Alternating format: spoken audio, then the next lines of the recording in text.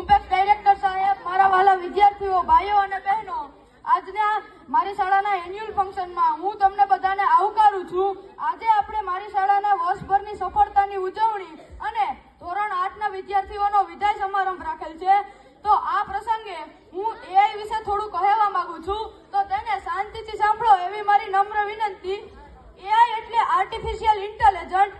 AI એક એવી technology છે કે જે મશીનોને માણસો જેટલું વિચારવા અને બોલવા માટે સક્ષમ બનાવે છે. આપણે નેક્સ્ટ 15 વર્ષમાં દુનિયાને બદલી નાખનાર એવી કોઈ ટેકનોલોજી હોય તો એઆઈ ટેકનોલોજી છે. આપણે ન્યૂઝમાં સાંભળતા હોઈએ છીએ કે 80% લોકોની નાકારી જશે. તો શું થશે? આપણે તેનો ડર છે, કારણ કે આપણે તે વસ્તુ જાણતા નથી. આપણે જે વસ્તુ નથી જાણતા તેનો આપણને ડર હોય છે. જ્યારે આપણે તે વસ્તુ જાણવા માંડીએ છીએ ત્યારે તેમાં કેવી રીતે કામ કરવું અને કેવી રીતે નથી કરવું તેની આપણને સમજ પડે છે. હવે હું તમને એક વાત કહું. કામરેજના એક ખેડૂત પ્રવીણભાઈ, તેણે પોતાના ખેતરમાં 300 વીઘા આંબાનું વાવેતર કરેલું છે.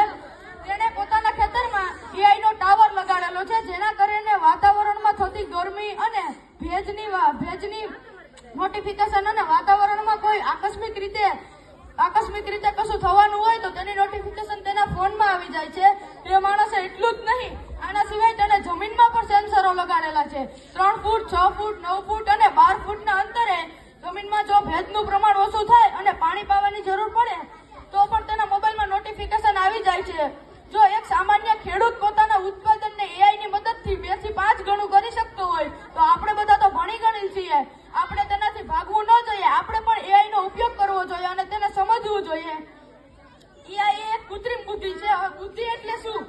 તો કે આપણી આજુબાજુના જેટલા પણ પરિબળો છે તેની મારી 5 ઇન્દ્રિયો દ્વારા જેટલા ડેટા મને મળે છે તેના દ્વારા મગજ એક બેસ્ટ અનુમાન લગાવે છે. તેને બુદ્ધિ કહે છે, જેથી આપણને અને સામેવાળાને સમજવામાં સરળતા રહે છે. જેમ કે અત્યારે હું સ્ટેજ ઉપર ઊભો છું તો મારે કયો શબ્દ બોલવો અને કયો શબ્દ ન બોલવો તેના માટે મારો મગજ અત્યારે ટાઈમ પ્રોસેસ કરી રહ્યો હોય છે. અને આપણા બધાની બુદ્ધિની એક સીમા હોય છે. તે સીમાને તોડીને મેક્સિમમ માનવજાતના પ્રશ્નોનો ઉકેલ લાવવા માટે કોમ્પ્યુટરની કોઈ એક બ્રાન્ચ એટલે કે એઆઈ ટેકનોલોજી, તેને આર્ટિફિશિયલ ઇન્ટેલિજન્ટ કહે છે. આપણે કોઈને પ્રશ્ન ટૂંકમાં કહું તો આપણે કોઈને પ્રશ્ન પૂછીએ તો તે પોતાની માન્યતા પ્રમાણે જવાબ આપે છે, પરંતુ એઆઈ એક ઇન્ટરનેટ પરની સાચી માહિતી છે.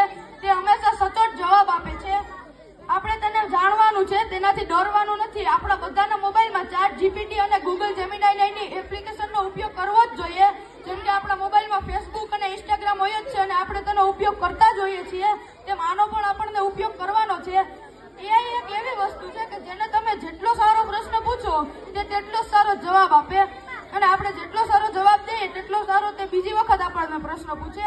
અત્યારે હું મારા મોબાઈલમાં ફ્રી ટાઈમમાં એઆઈ ટેકનોલોજી સાથે બુઝી કસોટીની ગેમ્સ રમું છું.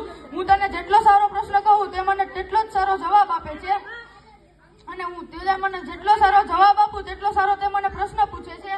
આપણે એઆઈ ની ટેકનોલોજી આપણે ઘણી બધી બાબતોમાં મદદ કરે છે. આપણે શૈક્ષણિક વિભાગમાં, વ્યવસાયમાં અને ઘરકામોમાં આપણને મદદરૂપ થાય છે. એઆઈ ના કેટલાક પડકારો પણ છે, જે પડકારોથી આપણે નોકરીને સુરક્ષિત રાખવી જોઈએ અને આપણે ડેટા સાચવવા જોઈએ. આપણે અંતમાં હું મારી વાણીને વિરામ આપતા એટલું કહીશ કે આપણે એઆઈ ટેકનોલોજીથી આપણે સાવચેત રહેવું જોઈએ અને આપણે એઆઈ ટેકનોલોજીનો સમાજના સારા કામોમાં ઉપયોગ કરવો જોઈએ. જય હિન્દ, જય ભારત.